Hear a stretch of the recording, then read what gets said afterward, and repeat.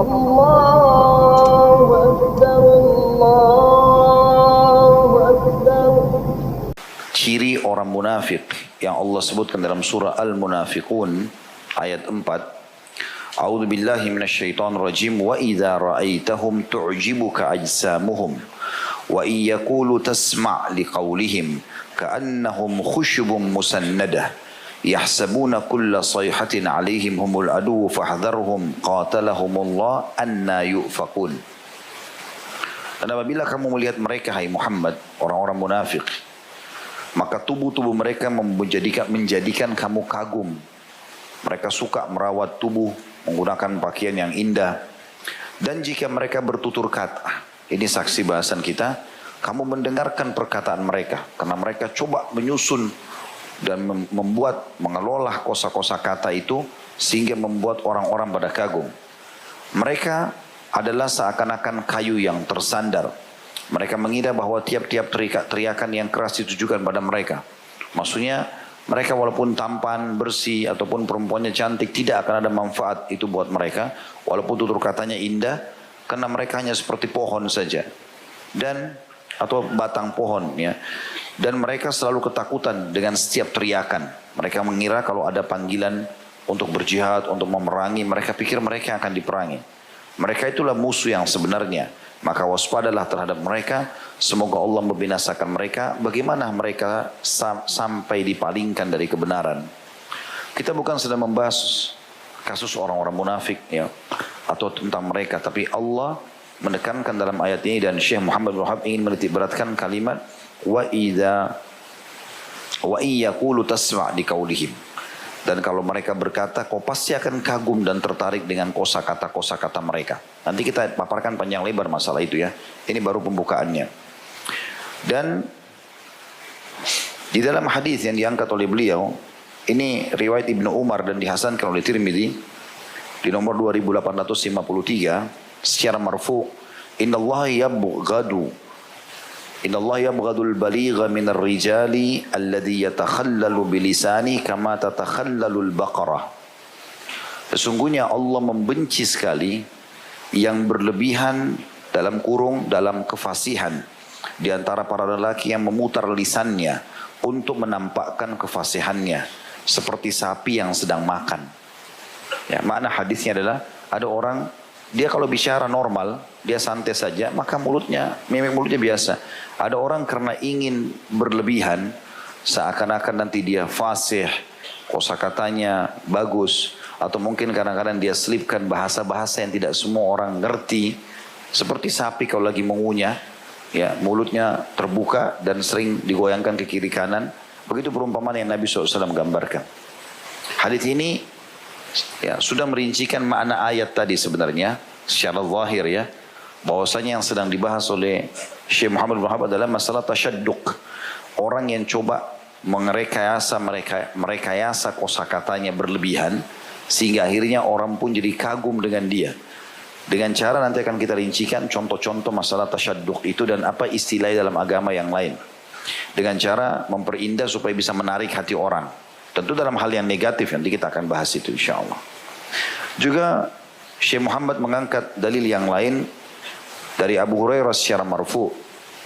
Ini riwayat Abu Daud nomor 5006. Hadis ini didhaifkan oleh Syekh Albani, tapi di sini diangkat oleh Syekh Muhammad bin Wahab, yaitu man ta'allama sarfal kalam liyasrifa bihi qulubar rijal awin nas lam yakbalillahu minhu yaumal qiyamati sarfan wala adla.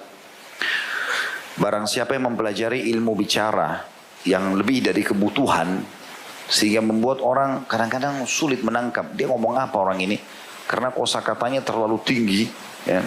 Dengan kadang-kadang bahasanya kalau kita dengar seperti bahasa Indonesia tapi bukan bahasa Indonesia, ya. Karena direkayasa, dibuat berlebih-lebihan untuk menarik hati-hati para lelaki atau manusia supaya orang jadi mau, ya, tertarik dengan dia. Maka Allah tidak akan menerima darinya pada hari kiamat amalan yang wajib dan juga amalan yang sunnah. Dan dalil yang diangkat juga yang lain oleh Syekh Muhammad rahimahullah, seperti biasa saya bacakan dulu baru saya akan berikan penjelasan lebih jauh insyaallah. Dalam riwayat Ahmad dari Muawiyah radhiyallahu anhu, la'ana Rasulullah sallallahu alaihi wasallam alladziina yushaqqiquna al-kalama tashkika asy-syi'r. Rasulullah SAW melaknat orang-orang yang berusaha mencari pembicaraan yang paling bagus, ya, sebagaimana pada syair. Tapi hadis ini yang terakhir ini adalah hadis riwayat Ahmad nomor 16357, cuma didhaifkan oleh Syekh Albani tentunya. Yang kita pegangnya adalah hadis dari riwayat Tirmidzi yang dihasankan, yang orang memperindah kosakatanya berlebihan sehingga seakan-akan dia ucapkan satu kata tapi bukan itu. Ya, ya sebenarnya maksudnya A, tapi dia menggunakan kosakata yang berlebihan sehingga akhirnya orang seakan-akan menangkapnya B. Padahal sebenarnya itu yang dimaksudkan, cuma untuk menarik perhatian orang saja. Berlebih-lebihan dalam mengatur mimik mulutnya atau kosakatanya. Dan ini disebutkan oleh beliau di riwayat Imam Bukhari, Ibnu Umar meriwayatkan secara marfu, inna minal bayani la sihra. Sesungguhnya di antara penjelasan itu ada sejenis sihir. Hadis riwayat Bukhari. Artinya bisa sampai menarik perhatian orang. Baik teman-teman sekalian, ini yang diangkat oleh Syekh Muhammad bin Abdul Wahhab. Saya akan coba rincikan. Saya coba telusurin kira-kira bagaimana cara menangkap pemahaman masalah tasyadduq ini. Ya. Maka saya menemukan ada beberapa riwayat yang mungkin menyerupai itu. Dan tadi kebetulan saya menanyakan langsung via WA kepada Syekh Ali Hilabi tentang apakah ini maknanya sama, yaitu al-mutanatti'un. Sama tadi at-tasyadduq itu yang disebutkan dalam buku kita tasyadduq.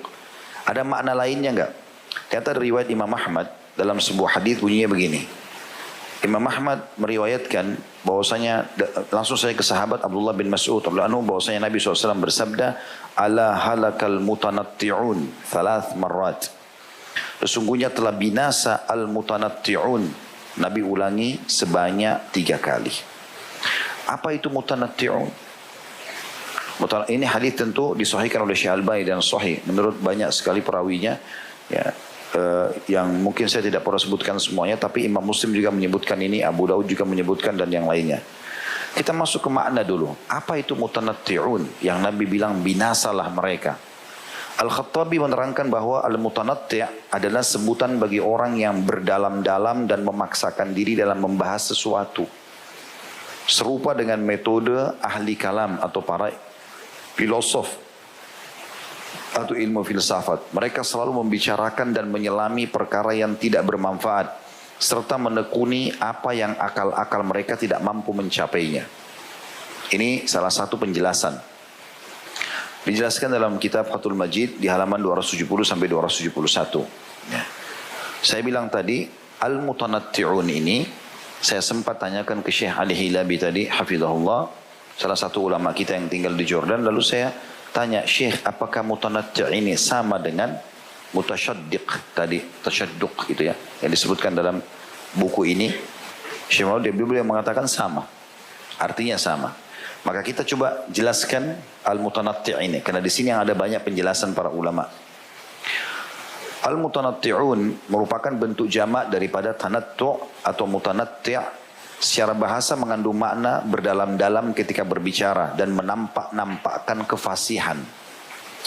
Adapun maksud tanattu' dalam hadis adalah tindakan melampaui batas dalam berbicara, melampaui batas dalam beristidlal atau mengambil dalil, dan melampaui batas dalam beribadah.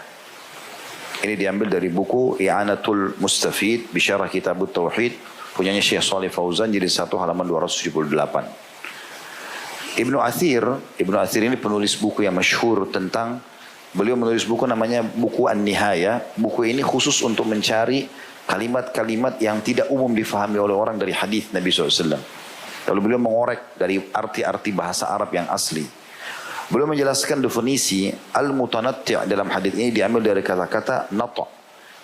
Nat'u yaitu rongga atas bagian mulut. Kata ini kemudian digunakan untuk segala bentuk yang berdalam-dalam, baik pada ucapan maupun perbuatan.